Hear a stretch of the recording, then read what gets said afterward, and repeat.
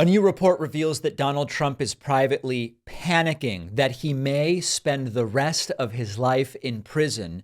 Publicly, Trump is insisting that he doesn't even think about it. He said this in one of the speeches in Iowa that we looked at earlier, but now new reporting from Rolling Stone reveals Trump is very much afraid. Rolling Stone report, Trump privately frets he could be headed to prison. Would he be sent to a Club Fed style prison or a, quote, bad one? Would he have Secret Service protection? What would they make him wear? Those are the questions Trump is asking his lawyers as trials loom.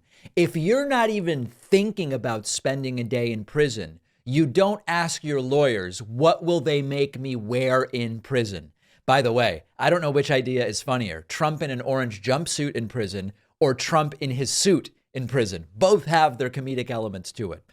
You can read this report. We will link to it.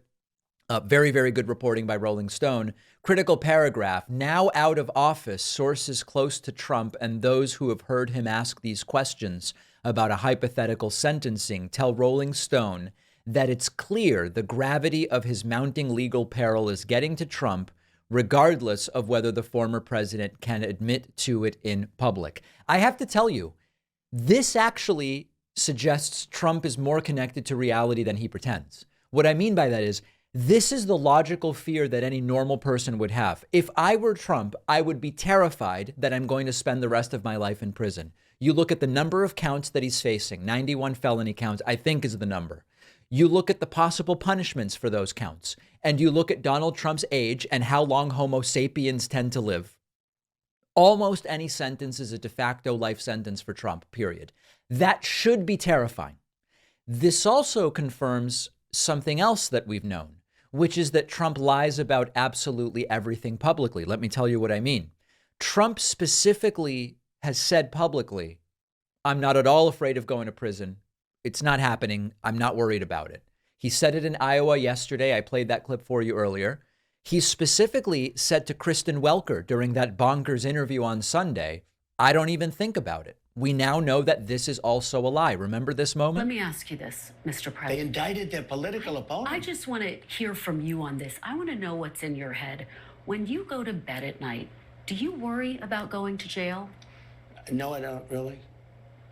I don't even think about it. I'm built a little differently, I guess, because I have had people come up to me and say, how do you do it, sir? How do you do it? They said, sir, you've been treated so unfairly. And then they saluted and I'd offered to pay for his groceries. I don't even think about it. All right. So that is a lie.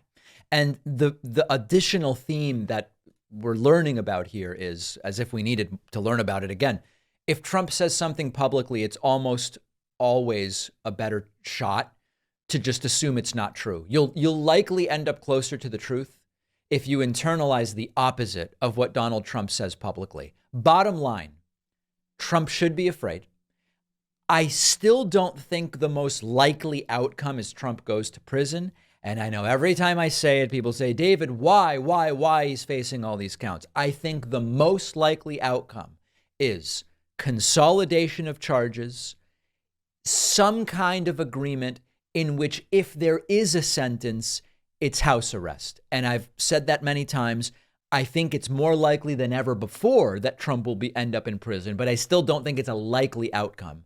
But Trump should be worried. I'll admit it. I'd be terrified if I were Trump. These are very serious charges. 4 different criminal trials, 91 felony counts with sentences that are absolutely no joke. But at the end of the day, this is Trump's doing. This is all Trump's own doing. He was given multiple chances to avoid all of this.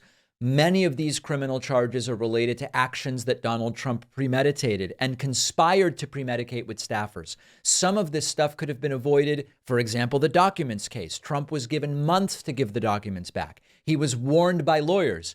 If we don't give them back, they're going to come here and execute a search warrant, what some people call a raid. So many opportunities at so many stages of this game. It's a sick game, isn't it? To avoid this. And so Trump is the one that is to blame for it. But you know what? He should be terrified because it is a terrifying situation for any normal person. Maybe Trump is more normal than we thought. I don't know. Budgeting can be a tough thing for a lot of people to stay disciplined about, but our sponsor Cube makes it much easier. The Cube app lets you easily separate your budget into categories called cubes, and then make all of your purchases from your cubes with your Cube debit card. Let's say you've budgeted $1,000 a month for groceries. You're at the grocery store, you're ready to spend, say, $250. You choose the grocery cube in the app. That'll make the money available on the card. As soon as you process the card, your grocery cube will then show the remaining balance of $750. And the card can't be used until you greenlight the purchase, which prevents theft. You can always see how much you have left in each cube. You can avoid overspending. Cube has joint accounts and debit cards for kids, so you can plan and save together. Your kids can make purchases that you've authorized in advance without borrowing your credit card. The average Cube user saves $440 a month just from being more conscious and aware of their spending. You can try the Cube Premium or Family Plan completely free for 2 months at davidpakman.com/money. The link is down below.